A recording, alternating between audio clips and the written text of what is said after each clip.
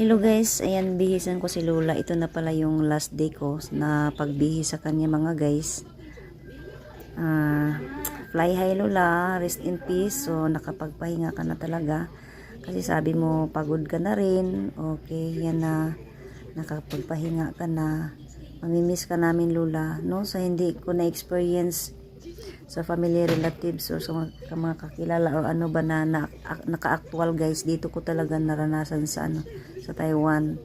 So hindi na talaga naabutan ng ni Lola. Magbe-birthday pa naman siya sa June. Mag 105 na sana siya.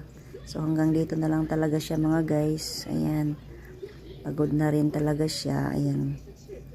Pahinga ka na Lola. Wala kaming ginawa na laupan niyang last Saturday kung hindi umiyak yung mga kamag-anak ni Lola. Simple lang umiyak. Ako lang talaga yung tayo lang naman mga Filipino, ganyan ang pag namatayan tayo. Pero sila guys, talagang tahimik lang sila umiyak. Hindi talaga tulad sa atin na talagang napasigaw talaga ako, hindi ko napigilan. So, ganyan ang buhay. Lahat tayo. Swerte nga si Lola ko kasi umabot ng 104 years old. Howdy, hi Lola. Bye bye Lola. Fly high. Yan lang mga guys.